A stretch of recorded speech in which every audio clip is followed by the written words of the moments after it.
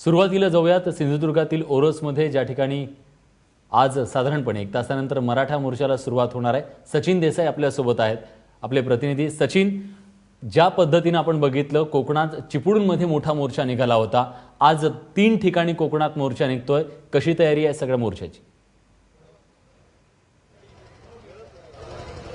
थोड्याच वेळाने या महामोर्चाची सुरुवात होते। पुन्हा एक नंबर विनंती, छत्रपती शिवाजी विलास, निश्चितपणे चिपळूणमध्ये कोकणातला पहिला मराठा मोर्चा निघाला होता आणि आज कोकणातला दुसरा मराठा मोर्चा होतोय, तो सिंधुदुर्ग नगरीमध्ये।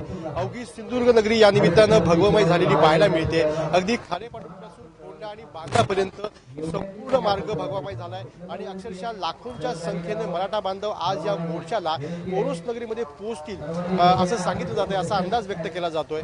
आज सकाळपासून आम्ही पाहतोय की मोठ्या संख्येने या सिंधुदुर्गच्या वेगवेगळ्या भागातून, ग्रामीण भागात असेल किंवा शहरी भागातून असेल, मोठ्या संख्येने मराठा बांधव या ओरोस नगरीच्या दिशेने निघालेत। ओरोस फाटा ज्या ठिकाणी मुंबई गोवा महामार्गावरती आहे, त्या ठिकाणी असलेल्या अश्वारूढ पुतळ्यावरून हा मोर्चा सुरू होईल आणि इथूनच हा मोर्चाला सुरू होईल आणि हा मोर्चा इथून सिंधुदुर्ग जिल्हाधिकारी कार्यालयावरती जाईल। या ठिकाणी निवेदन देण्यात येईल आणि निवेदन दिल्यानंतर इथून तो मोर्चा आहे तो क्रीडा संकुलवर पोहोचेल आणि क्रीडा संकुलच्या इथे या मोर्चाचं सभेमध्ये रूपांतर होईल आणि इथेच या मोर्चाची सांगता होईल।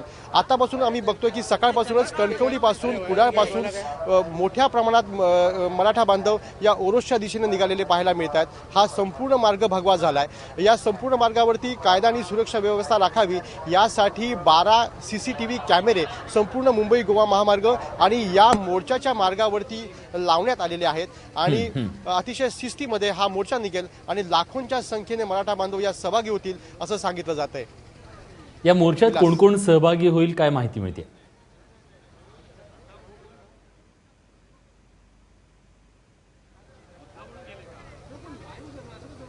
निश्चितपणे सिंधुदुर्गातील मराठा समाजाचे सर्वच नेते म्हणजे नारायण राणे असतील, नितेश राणे असतील, निलेश राणे असतील, याचबरोबर सर्वच राजकीय पक्षांचे विनायक राऊत इथे येत आहेत, भाजपाचे प्रमोद जठार येत आहेत, ही सगळीच मंडळी या मोर्चामध्ये सहभागी होताना आज आपल्याला पाहायला मिळतील। मात्र या विलास, या मोर्चाचं आणखीन एक वैशिष्ट्य आहे की संपूर्ण महाराष्ट्रामध्ये जितके काही मोर्चे झाले त्यामध्ये विविध मागण्या मांडल्या गेल्या होत्या, म्हणजे कोपर्डीची घटना असेल किंवा आरक्षणाचा मुद्दा असेल। मात्र सिंधुदुर्ग नगरीमध्ये याशिवाय आणखीन 2 वेगळ्या मागण्या इथे मांडल्या जात आहेत। त्यामध्ये आहे वनसंज्ञा आणि आकारपड। वनसंज्ञा ही इथली अशी मागणी आहे की सिंधुदुर्ग नगरीतली अनेक मोठ्या प्रमाणाची जमीन आहे ती वनसंज्ञा म्हणून खाली आणली गेली आहे। तिथं कोणत्याही प्रकारचं विकासात्मक काम केलं जात नाही, कोणत्या प्रकारची शेती करता येत नाही।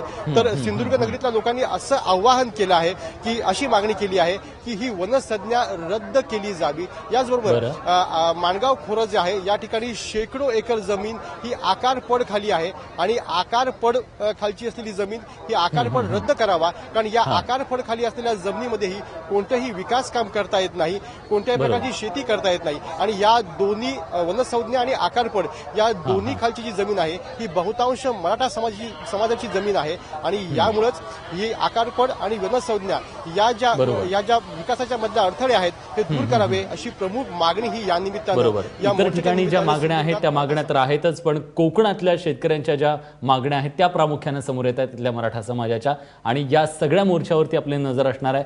तुमच्याकडून या सगळ्या संदर्भातले अपडेट्स घेत राहू। धन्यवाद सचिन, तुम्ही दिलेल्या सगळ्या सविस्तर माहितीबद्दल।